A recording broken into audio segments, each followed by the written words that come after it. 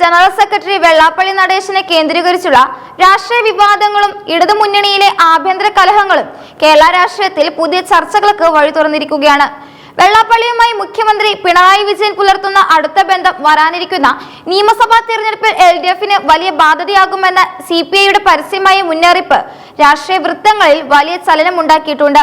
പാലക്കാട് നടന്ന CPI ജില്ലാ committee യോഗത്തിൽ ഉയർന്ന ഈ വിമർശനം കേവലം ഒരു വ്യക്തിക്കെതിരെയുള്ളതല്ല, മറിച്ച് ഇടതുമുന്നണിയുടെ മതനിരപേക്ഷ പ്രതിച്ഛായയെ ബാധിക്കുന്ന ഗുരുതരമായ വിഷയമായാണ് പാർട്ടി കാണുന്നത്.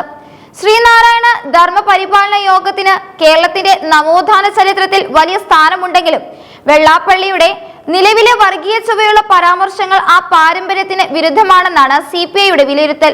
വെള്ളാപ്പള്ളി നടേശനെ മുഖ്യമന്ത്രി പിണറായി വിജയൻ അമിതമായി സംരക്ഷിക്കുന്നു എന്ന പരാതി CPI സംസ്ഥാന സെക്രട്ടറി ബിനോയ് വിശ്വം പലതവണ ആവർത്തിച്ചിട്ടുണ്ട്.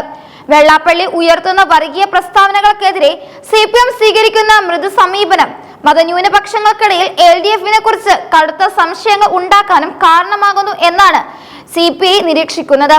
കഴിഞ്ഞ തദ്ദേശ തിരഞ്ഞെടുപ്പിൽ മലപ്പുറം ഉൾപ്പെടെയുള്ള ജില്ലകളിൽ LDFനുണ്ടായ തിരിച്ചടിക്ക് കാരണം വെള്ളാപ്പള്ളിയുടെ മുസ്ലിം വിരുദ്ധ പരാമർശങ്ങളും അതിനോടുള്ള സർക്കാരിന്റെ മൗനവുമാണെന്ന് CPI ജില്ലാ കമ്മിറ്റി അഭിപ്രായപ്പെടുന്നു.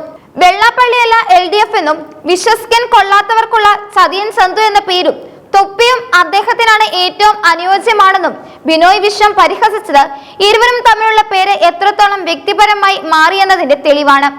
മുഖ്യമന്ത്രിയുടെ ഔദ്യോഗിക വാഹനത്തിൽ വെള്ളാപ്പള്ളിയെ കയറ്റിയതിനെ ബിനോയ് വിശ്വം ശക്തമായി വിമർശിച്ചു.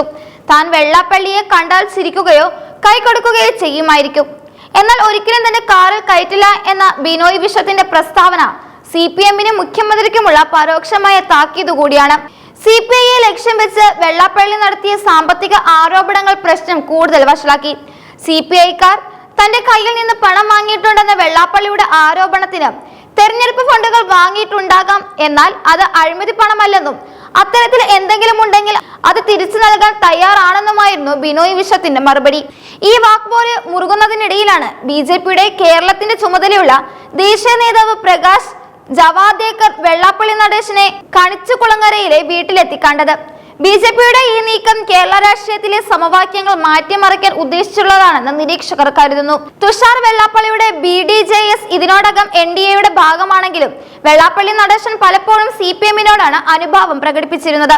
എന്നാൽ CPIയുമായുള്ള പരസ്യമായ ഏറ്റുമുട്ടലും മലപ്പുറം ജില്ലയെയും മുസ്ലിം ലീഗിനെയും ലക്ഷ്യമിട്ടുള്ള വെള്ളാപ്പള്ളിയുടെ പരാമർശങ്ങളും അദ്ദേഹത്തെ BJPയോട് കൂടുതൽ അടുപ്പിക്കുന്നു.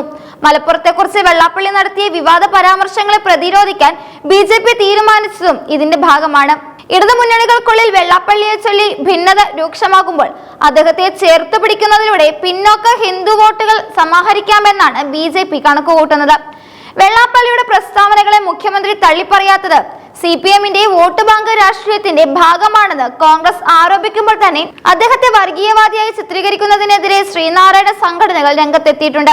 മലപ്പുറം യൂത്ത് കോൺഗ്രസ് പ്രസിഡന്റ് വെള്ളാപ്പള്ളിക്കെതിരെ നടത്തിയ കരിയോയിൽ പ്രസ്താവന ഈ വിവാദങ്ങൾക്ക് മറ്റൊരു മാനം നൽകി.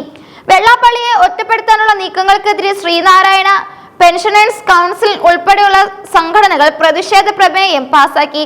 മുസ്ലിം ലീഗ് ഉൾപ്പെടെയുള്ള സംഘടനകൾക്കെതിരെ അദ്ദേഹം ഉന്നയിച്ച കാര്യങ്ങൾ സാമൂഹ്യ യാഥാർത്ഥ്യങ്ങളാണെന്നും അത് അംഗീകരിക്കാൻ കഴിയാത്തവരാണ് അദ്ദേഹത്തെ വർഗീയവാദിയായി മുദ്രകുത്തുന്നതെന്നും അവർ വാദിക്കുന്നു.